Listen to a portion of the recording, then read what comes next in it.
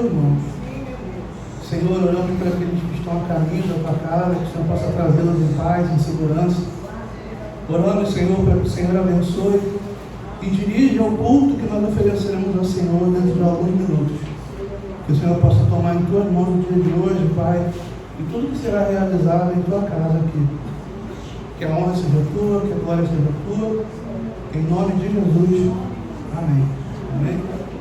Já ia apertar. Vamos lá, a gente olha o capítulo 7. O título é Voz do Coração. A voz do coração. Vou ser bem objetivo aqui, dei 5 minutinhos de tolerância, 8 e 5. E o pastor continuou a terminar às 8h40. A gente vai. Capítulo 7. Vocês não abriram a apostila não? Leiam em casa. O ideal é que antes de vir para cá vocês já leiam. Porque a gente costuma colocar em slide, né, até para facilitar, o texto é longo. A gente for ler o capítulo inteiro, acaba perdendo o tempo todo do encontro para a leitura e fica um tempo menor para a conversa. Né? Então, isso não é um culto, é uma EBD, é uma escola bíblica. Então, se alguém quiser falar alguma coisa, comentar alguma coisa, pode levantar a mão, tá bom? Então, vamos lá. A gente está dando sequência.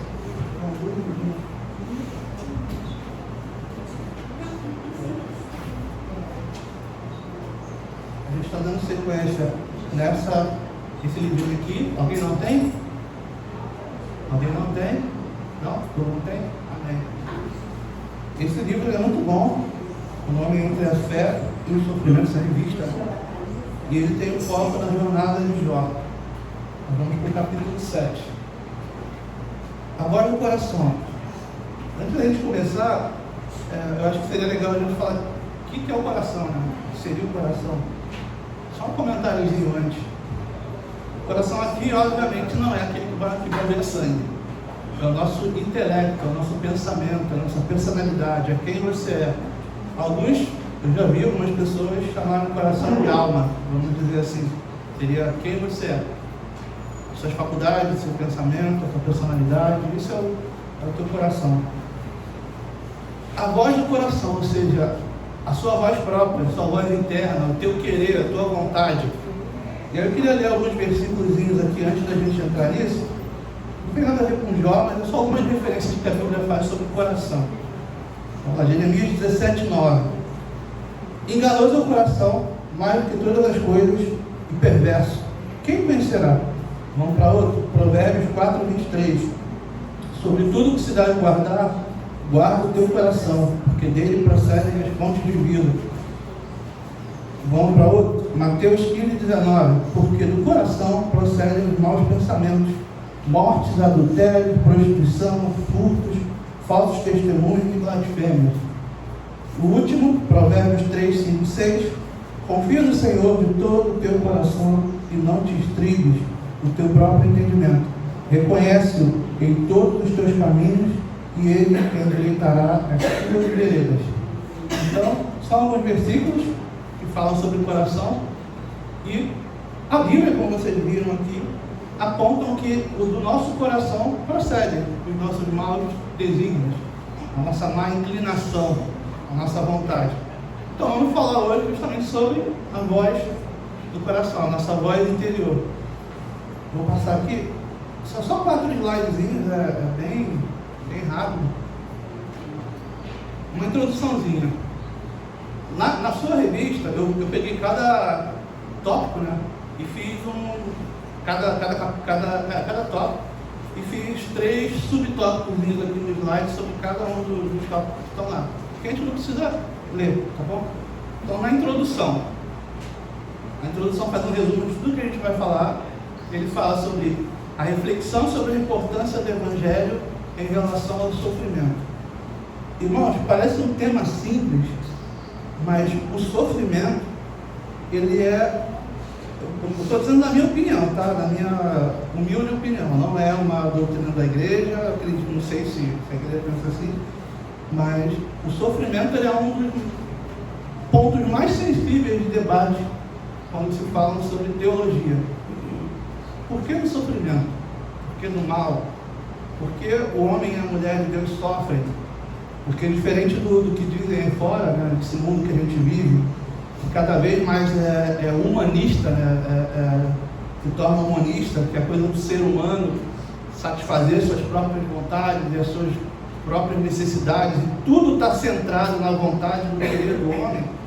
A gente vê em vários lugares a pregação de você pode, você consegue, você pode ter casa, pode ter carro, pode ter bens materiais, pode ter o marido e a mulher que você quiser, pode conquistar a cura da doença que for. O cristão nunca sofre, o cristão nunca passa por dificuldade. É simplesmente o que a gente ouve aí. Você jogar no YouTube, entrar na televisão, você vai ver isso fácil. E o porquê de certas pessoas passarem por certos sofrimentos? Isso é um motivo de debate que rende muita coisa, e é um ponto sensível, é um ponto complexo. A gente vai falar um pouquinho sobre, já está falando, né, a apostila toda fala sobre isso, a gente vai falar um pouquinho sobre um desses tópicos. Mas não se engane, o homem de Deus, a mulher de Deus pode sim, não é uma regra, mas pode sim passar por sofrimento. E o sofrimento não abona em nada, não diminui em nada o caráter da pessoa, do homem de Deus, da mulher de Deus, da vida dela com Deus. Eu já vi, pasmem, pregações de pastores, dizendo: se você vive determinada situação, então porque você tem um pecado oculto, porque você não está bem com Deus, ou você não está dando dízimo e oferta suficiente. Não tem nada a ver, irmãos. O homem e a mulher de Deus podem sim passar por sofrimento. Vamos ver a vida dos apóstolos? Diferente dos apóstolos milionários que a gente tem hoje, que andam de helicóptero e carrão do ano, os apóstolos viviam na rua da situação das pessoas, não tinham casa, não tinham onde morar, viviam como itinerantes, sustentados pela igreja. Uma hora estava aqui, outra hora estava lá. Vamos ver os profetas, que não possuíam nada, iam a palácios repreender reis, que eram ricos, mas eles em si não eram donos de propriedade, nem de nada. Jó foi um homem de Deus, a Bíblia é explícita em dizer que ele era de Deus, e sofreu muito. Às vezes quando a gente olha, às vezes não, se a gente olhar o nosso sofrimento, eu não sei a vida dos irmãos que estão aqui, mas aí essa parte eu falo específico de mim. Quando a gente passa alguma dificuldade, alguma tribulação, e a gente compara olhando o sofrimento que Jó teve, a gente peça até perdão a Deus, né? Desculpa por ter murmurado por isso aqui. O cara era rico, perdeu tudo, era saudável, ficou doente, uma doença que naquela época ninguém sabia identificar ou curar. Poderia até ser uma doença que hoje tivesse cura, mas naquela época, que não existia nem sabonete, as pessoas não tinham medicina, então ficou doente, uma doença que fazia ele se coçar com cacos de telha, perdeu todos os filhos de uma vez, enfrentou um problema no casamento, a mulher dele mandou amaldiçoar a Deus e morrer, porque já não tinha mais esperança. E aí você olha para um cara que perdeu todos os filhos de uma tragédia, que ficou doente, que era rico e perdeu tudo, ficou na miséria, e aí você olha para aquele seu probleminha e dá até vontade de pedir perdão a Deus pela murmuração. E a Bíblia diz que Jó era um homem de Deus, fiel. Tem tantos outros exemplos, não vamos nos alongar. Então, antes da gente começar, esse primeiro tópico, a reflexão do Evangelho em relação ao sofrimento. O Evangelho é a mensagem de Deus para nós, é a palavra de Deus para nós, são as orientações que Deus nos dá, é o passo a passo daquilo que a gente tem que seguir para nos mantermos firmes até o dia que Cristo voltar ou nós irmos até Ele. Então, quando você pergunta o que Deus quer de mim, o que Deus quer da igreja, é no Evangelho, é na palavra que você vai achar. Então, qual é a importância do Evangelho em relação ao sofrimento? Porque é no Evangelho, é na palavra que nós vamos encontrar as orientações de Deus, a vontade de Deus para nós, como devemos agir, como devemos encarar os sofrimentos que podem vir, sim, e de maneira a não esmorecer, a não deixar se abalar a nossa fé. Então, o primeiro tópico que eu vou ter aqui é a reflexão sobre a importância do Evangelho em relação ao sofrimento. Então, qual é a importância do Evangelho em relação ao sofrimento? É no Evangelho que nós encontramos conforto, a orientação e a vontade de Deus para nós no momento do sofrimento. Tópico 2. Os amigos de Jó agiram mal e não ofereceram conforto, mas acusações. Isso é uma coisa que é bem comum. Nós somos seres humanos e quando a gente passa por adversidade, é comum a gente tentar compartilhar isso com alguém. Para receber uma palavra de ânimo, às vezes a pessoa não pode nem resolver o teu problema, mas em confessar, em falar, em compartilhar aquilo, você busca pelo menos, né, receber uma ajuda, um conforto, um estímulo. E nem sempre a gente consegue. Então, se não bastasse todo o sofrimento que Jó viveu, ele ainda compartilhou o sofrimento dele com amigos que jogaram ele mais para baixo ainda. Então isso, vamos dizer que piorou um pouquinho a situação de Jó, se sentir sozinho, enfrentando tudo sem ajuda. Isso levanta um ponto importante. Com quem eu devo compartilhar os meus problemas, as minhas transgressões, as minhas dificuldades?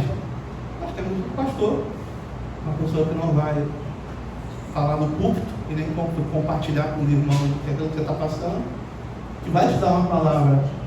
De novo, voltando para o primeiro tópico, vai usar o Evangelho para te orientar e te dar essa palavra de conforto e vai orar por você. Então, cuidado com quem compartilha as suas dificuldades, o seu cotidiano, a sua vida. Porque aqueles que são amigos, que aparentemente são amigos, podem não ser no momento de dificuldade. Já viram aqueles amigos que, não sei se vocês já tiveram, eu nunca tive, graças a Deus, mas assim, se você tem amigos que vão na sua casa, que fazem esse tipo de, que tem um relacionamento íntimo com você, e aí você passa por um momento de dificuldade, todo mundo some ou te dá uma palavra que te joga mais para baixo ainda. Há o risco, a gente não conhece o coração das pessoas. É mais certo que os irmãos procurem um aconselhamento pastoral. Cuidado com quem você compartilha a sua vida, tá bom? Nem todo mundo vai contribuir para que você se levante. Nós somos uma igreja, nós somos uma comunidade, temos as nossas portas abertas, qualquer um pode congregar aqui, qualquer um pode frequentar a igreja. Nem todos os que estão aqui são homens e mulheres de Deus. Tenha isso em mente. Amém? A importância de ouvir com empatia aqueles que sofrem, lidando com suas experiências. Então, para aqueles homens e mulheres de Deus, que são homens e mulheres de Deus, se Deus direcionar a você alguém que sofre ou que passa por alguma dificuldade, tenha empatia. Empatia é se colocar no lugar da pessoa. Então, vamos dizer que quando uma pessoa está doente e chega até alguém, chega até uma pessoa para compartilhar essa doença, e a pessoa diz que ela está em pecado, isso não é bem empatia. Vamos dizer assim, vamos exemplificar. Então, seja empático, se ponha no lugar daquela pessoa que passa por um momento de dificuldade. Um dia pode ser você.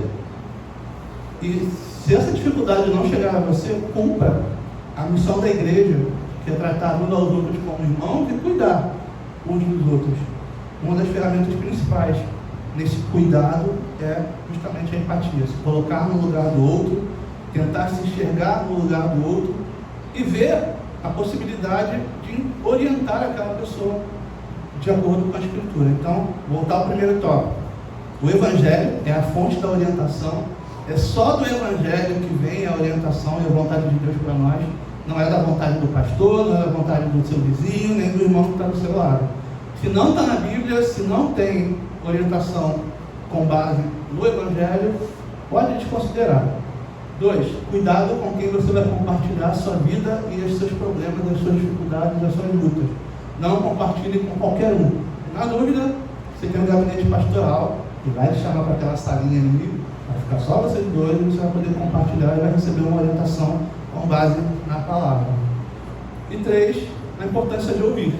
Se alguém chegar até você, seja empático e ouça com atenção, se colocando no lugar daquela pessoa, ore e busque a orientação na palavra, no Evangelho. Então, só uma introduçãozinha, resume aí a introdução da apostila. Vamos para o 2. Se alguém quiser falar alguma coisa, tá? De novo, aqui não é culto, não é EBD, o culto vai começar às 9 horas. Então, só levantar a mão que a gente pegar o microfone aí, irmão, pode compartilhar o que quiser, tá bom? O homem consciente é o tópico 1, né, do capítulo 7 do livrinho. Jó expressa a sua perspectiva espiritual e pessoal sobre o sofrimento. Qual a perspectiva espiritual e pessoal sobre o sofrimento que Jó estava compartilhando? De que era a vontade de Deus. Então, mais uma vez, como eu falei no resumo aqui, às vezes o nosso sofrimento ele é sim permissão de Deus. O cristão pode sim passar por dificuldade. O cristão pode sim passar por algum sofrimento ao longo da sua vida. A maioria dos profetas, todos os apóstolos tiveram dificuldades.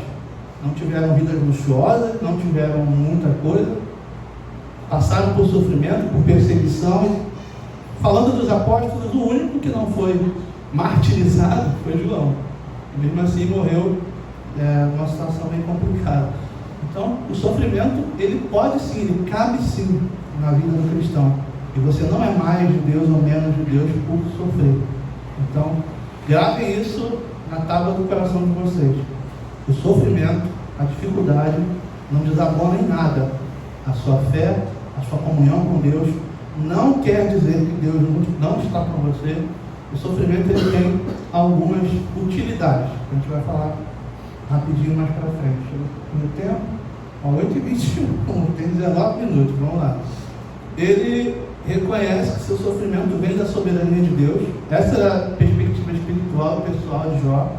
Que se eu sofro, é porque Deus permitiu o meu sofrimento. Por quê? Nem sempre a gente vai ter esse porquê, essa resposta. Mas de alguma forma, Deus ele permitiu aquilo para alguma coisa. Para nos ensinar, para nos corrigir. Ou, eu vou dar um exemplo para vocês no final, ou para dar testemunho. Porque às vezes, eu não sei quem falou isso na internet, eu vi pregação de algum pastor aí, mas tem alguém aí que falou que a maior arma de evangelização é a vida do próprio cristão. Então, às vezes, a maneira com que você encara uma situação difícil, evangeliza aqueles que estão, com certeza, olhando as suas atitudes enquanto você passa por aquele momento de dificuldade. Então, talvez o sofrimento não seja algo diretamente com você, mas nas pessoas que te cercam. Meu pai, minha mãe, está passando por tal coisa, mas nunca murmurou, é uma mulher de Deus, é um homem de Deus. Meu colega de trabalho foi demitido, e ele saiu dando glória a Deus, sei lá. Às vezes não se trata de você diretamente, pode se tratar de quem te cerca, de quem está ao teu redor. Então, o sofrimento ele tem um objetivo, ele tem um motivo. Nem sempre a gente vai saber qual é, e não cabe a gente entender por quê. Mas vamos lá. A confiança de Jó no poder de Deus sobre sua aflição. Então, ele cria que o sofrimento vem de Deus, e ele cria que Deus tinha poder para reverter aquilo, se assim fosse a vontade de Deus em fazê-lo. A ideia é que Deus pode usar o sofrimento para disciplina e aperfeiçoamento, como eu já falei com vocês, e Jó entende que Deus controla todas as coisas, todas as causas do sofrimento, sejam humanas ou divinas. E aí, só para a gente não se alongar, eu vou repetir aquilo que eu falei no início. Como assim Deus controla as causas do sofrimento? De novo, esse é um motivo de debate que dura séculos. Surgiram algumas correntes teológicas aí que têm posições diferentes sobre o porquê da existência do mal, ou o porquê de Deus permitir certos sofrimentos, mas a gente não tem uma visão única. A nossa igreja abraça uma fé, mas existem várias correntes cristãs. É um tópico que tem bastante debate.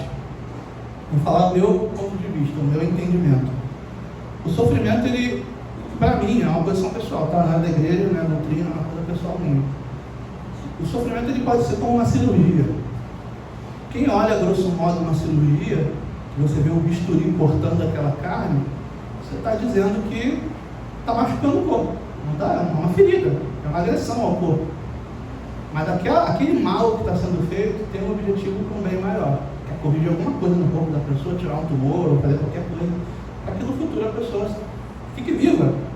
Se ela não passasse por aquela agressão temporária do corte, do bisturi, ela poderia morrer ou ter alguma sequela. Então, eu encaro o sofrimento dessa forma, mas só queria compartilhar isso com os irmãos. Mas vamos lá, Jó entende que Deus controla todas as causas de sofrimento, sejam humanas ou divinas. Vamos lá. Deixa eu voltar aqui com um ponto importante. As causas de sofrimento podem ser humanas ou podem ser divinas. Ou seja, há sofrimentos que Deus permite e há sofrimentos que nós passamos porque nós somos cabeça dura mesmo. Amém? Deus dá autonomia para o ser humano. Na Bíblia, aí eu não gosto desses termos teológicos, mas existe uma diferença entre livre-arbítrio e livre-agência. Nós não temos livre-arbítrio, mas nós temos livre-agência. Nós temos direito de escolha. Se quiser agora levantar e ir embora, ninguém vai te impedir, não vai descer nenhum anjo do céu para te segurar. Você tem essa agência. Mas esse é um conceito teológico que dá pano para a manga, vamos pular. Mas você pode escolher as coisas que você faz, certo?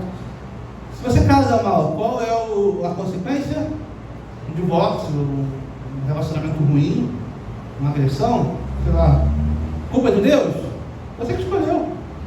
Deus não pode até colocar pessoas na sua frente, mas Ele não vai dominar a mente do homem ou da mulher que você quer, deixar ela em transe e te obrigar a casar. Não é assim, as pessoas têm vontade. Então, se você escolhe mal, você vai sofrer. Se você não estuda, futuramente você tem condições de ter um bom emprego, um emprego que paga muito, pode até ser. Tem alguns que abrem um negócio, um empreendimento, e conseguem ser bem sucedido sem estudo, mas isso aí é 0,000, é a minoria. Então, se você quer ter uma boa qualidade de vida, você tem que estudar. Se você não estudar, é difícil você ter. Então, há sofrimentos que são causados por nós mesmos. Se você sai na chuva sem camisa correndo, no caso dos homens, no frio, você vai ficar resfriado.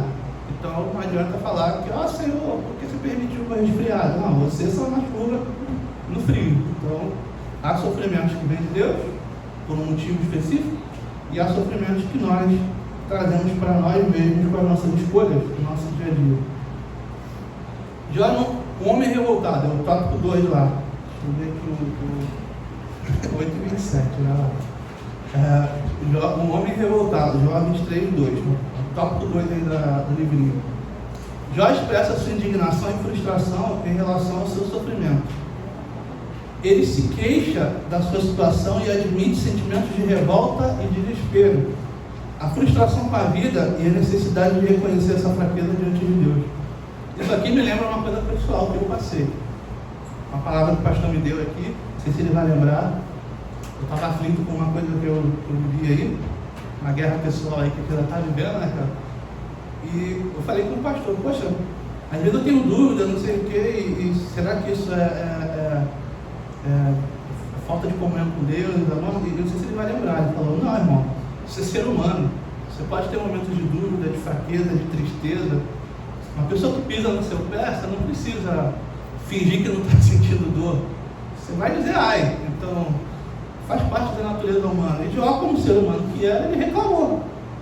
Reclamar não é murmurar, tá bom? Tem uma diferença sutil aí. Jó expressa a sua indignação, a sua frustração. Olha, eu sou um homem de Deus, por que está acontecendo comigo? Isso não afastou ele de Deus, isso não tornou ele menos homem de Deus. Isso só tornou ele um ser humano que aos seus olhos vivia uma vida correta, ele via mesmo, a Bíblia diz isso, e estava passando por momentos de dificuldade. Tinha tudo e perdeu tudo de uma vez. Então, faz parte da natureza humana, durante esse período, demonstrar um pouco de fraqueza, dúvida, mas tem uma coisa.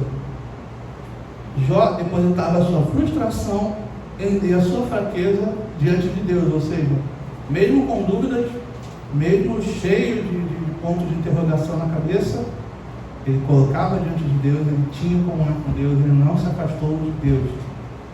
Então, que lição isso traz para a gente aí, o tópico 2? Durante a situação difícil, se apegue a Deus, não abale a sua fé. É normal ter dúvidas, às vezes a gente fala uma coisa que depois a gente pensa, mas Deus me perdoa. Mas isso é da natureza humana, só não se desvie e nem se afaste da presença de Deus. Jó, um homem justo. Jó já é o quarto, né? Acho que é o quarto tópico. Jó defende sua integridade e justiça, rejeitando as acusações dos amigos. Sabe aqueles amigos lá que ele foi compartilhar e só botaram demais para baixo? Ele defende, não, se eu estou assim é porque Deus permitiu, Deus é soberano, Deus sabe todas as coisas, Deus está comigo. apesar de tudo aquilo que ele tinha ouvido de forma contrária. Ele reafirma a sua inocência e se recusa a renunciar à sua integridade. Sabe aquele pedido da esposa dele, amaldiçoa o teu Deus e morre? Está tudo dando errado para a gente? Então esse teu Deus aí, ou ele não existe, ou ele não está nem aí para você. Então amaldiçoa ele e se entrega logo, desiste, morre. Ele reafirma a sua inocência, porque ele era inocente, ele era justo, ele sabia disso, e se recusa a renunciar à sua integridade. A integridade é a sua conduta de homem de Deus e sua fé. A integridade é a sua fé. Ele se recusa, mesmo perdendo tudo, saúde, bens financeiros, filhos e tudo mais, o apoio da esposa, o apoio dos amigos, ele se recusa a renunciar à sua integridade. A confiança de Jó de que sua justiça está em Deus, sua esperança de redenção. Ou seja, mesmo passando por tudo isso, eu mantenho a minha integridade, eu confio em Deus e eu coloco a minha esperança em que Deus é meu Redentor e que Ele pode me livrar daquilo que eu estou vivendo. E se Ele não livrar, eu tenho um bem maior, que a vida eterna é o maior prêmio do cristão. Na vida eterna, irmãos, não vai ter pobre, não vai ter rico, não vai ter mais sofredor, menos sofredor. Todos nós estaremos diante de Deus em paz, em felicidade, em comunhão. Não vai importar o que a gente viveu nessa vida. Eu falei isso numa segunda-feira, que eu tive a oportunidade de pregar aqui já tem muito tempo. O ser humano vive em média o quê? Uns 80 anos? Vamos arredondar para 100. Não é isso, não é menos, mas vamos arredondar para 100. Vamos supor que todo mundo aqui vai viver 100 anos. Alguns passam, mas a maioria vai antes, vamos supor que todo mundo vai chegar aos 100. O que é 100 anos frente à eternidade? Já pararam para pensar no conceito de eternidade? Tempo sem fim. 100 anos não é nem um piscar de olhos. Então, o que são 100 anos frente a uma eternidade na presença de Deus, em paz, em felicidade, em amor, onde não vai ter mais dor, sofrimento, nem tristeza e tudo mais. Então, se Deus fizer, como diz a música, né? Se Deus fizer, Ele é Deus. Se não fizer, Ele é Deus também. Tá bom? E você não é menos ou mais próximo de Deus por passar por dificuldade. Então, se você ouvir o irmãozinho falando que você está passando provação porque você não está em pecado, ou porque Deus... Às vezes mas nem sempre. Porque Deus não é com você, não é bem assim, tá bom? Algumas do sofrimento, ele ou é causado pela voz do nosso coração, que nos aconselha a fazer coisa errada, e a gente vai colher o fruto daquilo que a gente fez, ou pode ser Deus te provando, te colocando numa situação para ensinar algo a você, ou alguém que está ao teu redor, seu marido, seus filhos, seus colegas de trabalho, seus colegas de escola, de faculdade, seja lá quem for. Amém? Final aqui, eu coloquei um trecho de uma passagem que está aí na apostila, que eu achei bem interessante. Os tempos de tribulação são usados por Deus para revelar o que está em nosso coração. Então, é muito fácil, irmãos, e era esse o motivo do sofrimento de Jó.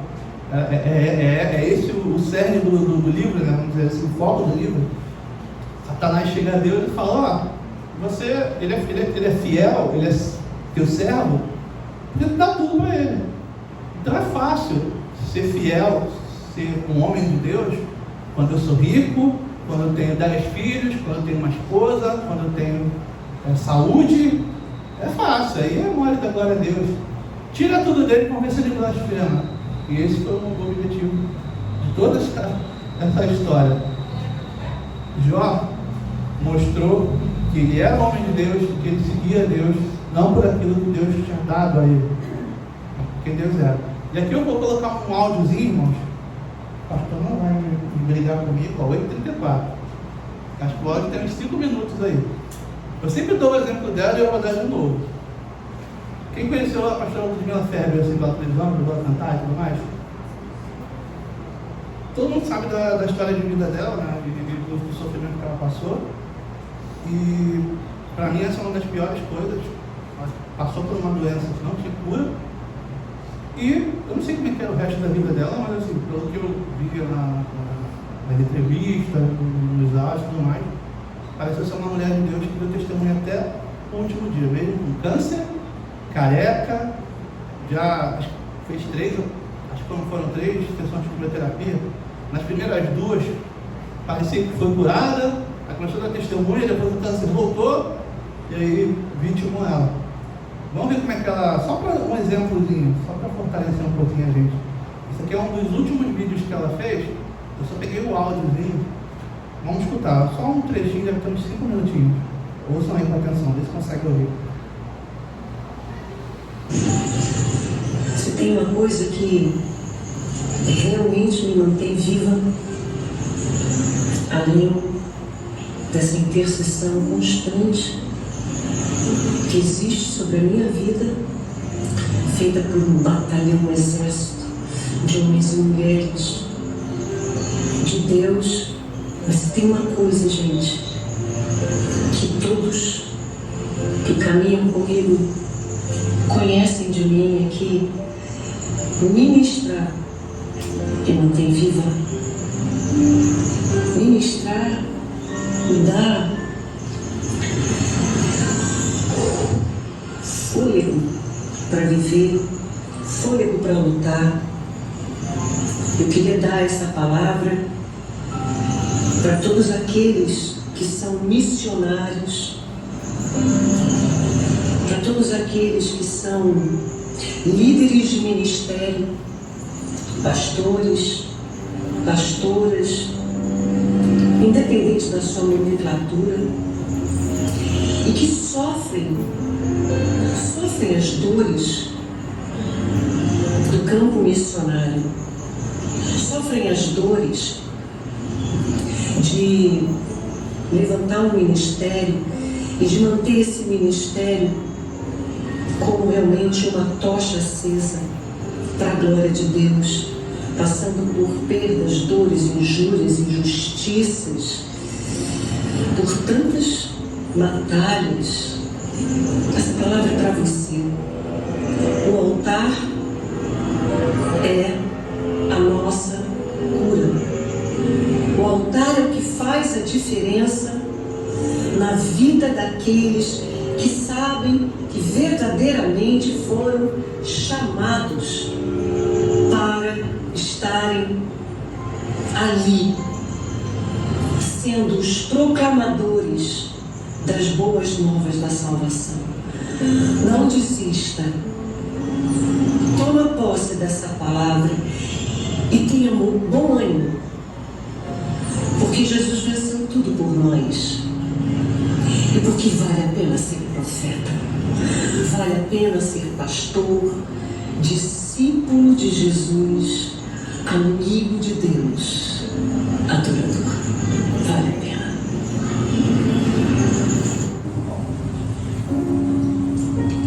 Certamente, o Senhor Jesus Cristo tomou sobre si as nossas enfermidades e as nossas dores, levou sobre si na cruz do Calvário.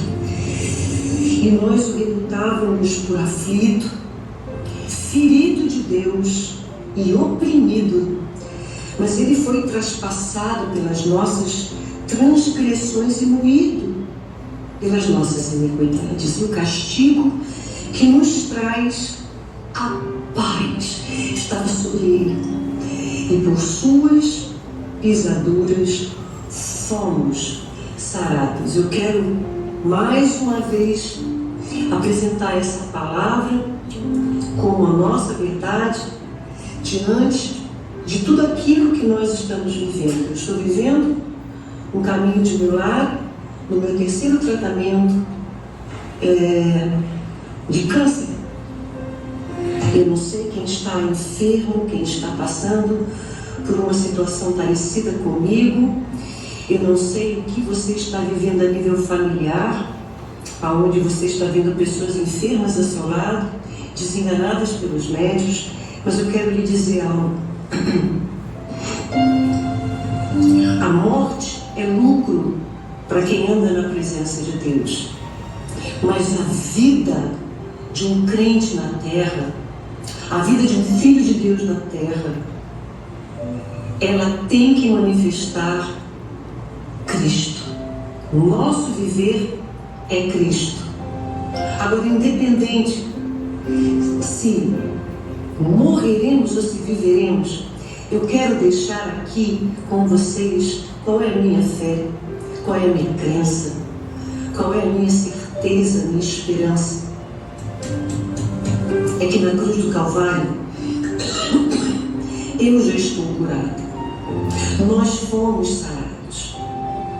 Olham para nós e nos têm muitas vezes como aflitos de Deus também. Mas eu quero dizer algo para você. Essa palavra, ela é poderosa, ela é fiel e verdadeira, digna de toda confiança. E eu coloco a minha vida sobre essa palavra.